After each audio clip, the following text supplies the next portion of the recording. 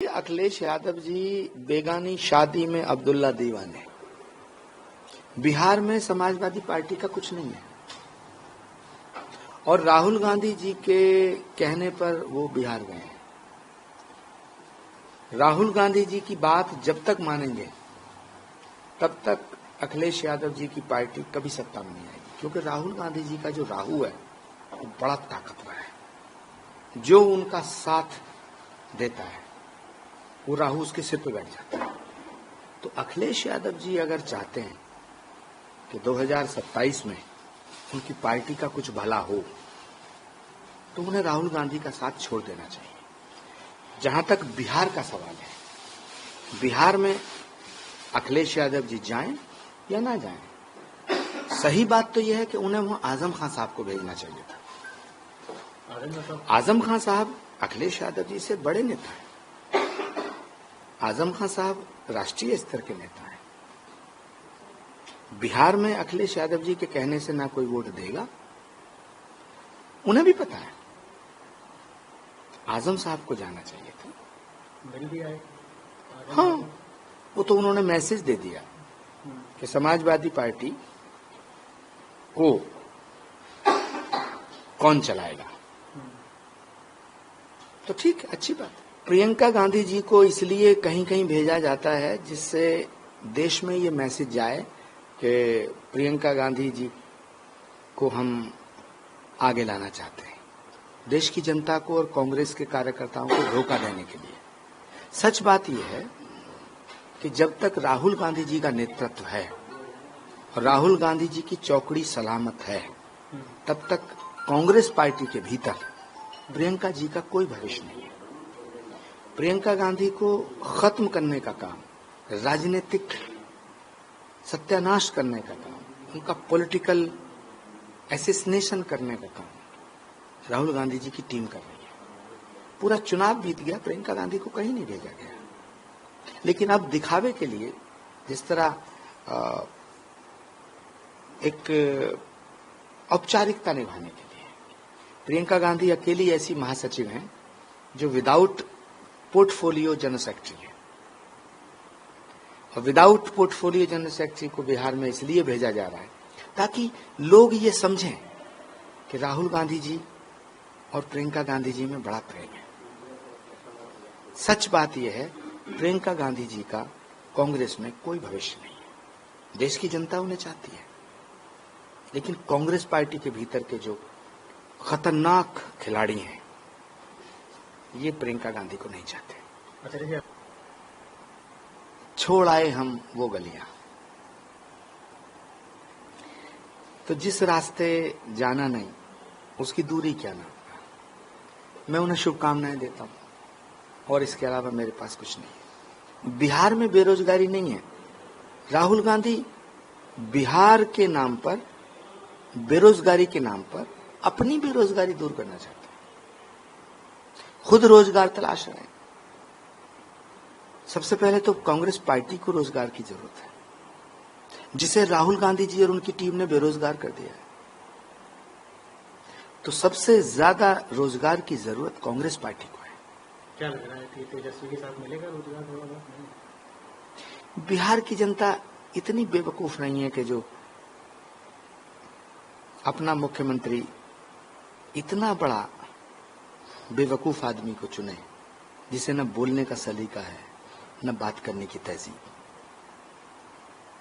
बिहार की जनता ठीक उसी तरह फैसला करेगी जो फैसला हरियाणा की जनता ने किया है, जो महाराष्ट्र की जनता ने किया है। और बिहार की जनता बहुत समझदार है, बहुत पॉलिटिकल है। नालंदा, चाणक्य की भूमि है वो, मेधा की भूमि है, आस्था की भूमि है, क्रांति की भूमि है।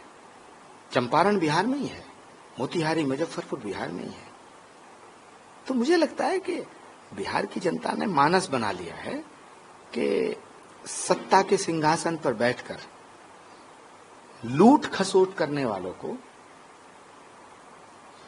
सत्ता में नहीं लाएगी। जय श्री राम बजरंगबली के नारे लेके मस्जिदों को तोड़ रहे। लोग मरने के बाद स्वर्ग और नर्क जाते हैं। स्वामी प्रसाद मौर्य जी जीते जी नर्क जाना चाहते हैं। मेरी संवेदना है उनके प्रति, मेरी सहानुभूति है। बहुत अच्छे नेता, बहुत अच्छे नेता थे। बयान तो बड़े सनातन विरोधी थे। पता नहीं क्या हो गया। एक जमाना था वो कांग्रेस में आना चाहते थे, एक जमाना था वो बहन मायावती जी की पूजा करते थे, एक जमाना था वो अखिलेश यादव जी की पूजा करते थे। पूरी जिंदगी तो पूजा की है उन्होंने, मायावती जी की पूजा की, अखिलेश यादव जी की पूजा की, कांग्रेस के नेताओं की भी पूजा करना चाहते थे। मैं उन्हें एक सलाह देना चाहता हूं कि राम की शरण में आ जाए, कल्याण हो जाएगा। वरना ऐसे ही भटकती हुई आत्मा की तरह जीवन बीत जाएगा। ये सब छुटे हुए कारतूस हैं, कुछ नहीं रखा। नरेंद्र मोदी जी की शरण में आए, कल्याण हो जाएगा। फैसला उनका है, गलती मान लें।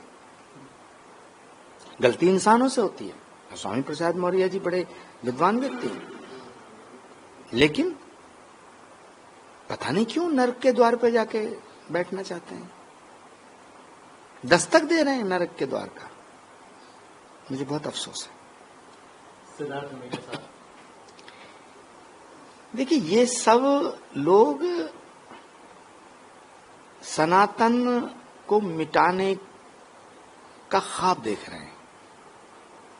तो सनातन को मिटाने के चक्कर में ये आरएसएस के खिलाफ बोलते हैं, कभी बीजेपी के खिलाफ बोलते हैं, क्योंकि इनको लगता है कि भारतीय जनता पार्टी को तब तक नहीं हराया जा सकता जब तक सनातन को डिवाइड ना किया जाए, सनातन धर्म को विभाजित ना किया जाए।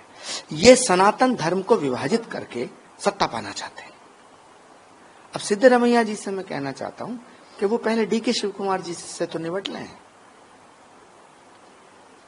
डीके शिव कुमार जी से निपट लें, और बहुत से उनके मित्र हैं कांग्रेस में, उनसे निपट लें, खड़गे जी से निपट लें। भाजपा से, आरएसएस से बाद में लड़ें, पहले खड़गे जी और डीके शिव कुमार जी से निपट लें। देखिए, बिहार में ये सारे लोग इकट्ठे हो गए हैं, ये पहले भी इकट्ठा हुए थे, महागठबंधन बनाया। महागठबंधन नाम की कोई चीज ही नहीं है, उसमें अरविंद केजरीवाल जी नहीं है, ममता जी बिल्कुल नीरस हैं। महागठबंधन में नीतीश को भी लाए थे, नीतीश जी को। तो सच बात तो यह है कि इस महागठबंधन की 13वीं की थी नीतीश कुमार जी ने, और श्राद्ध करने का काम करेंगे राहुल गांधी।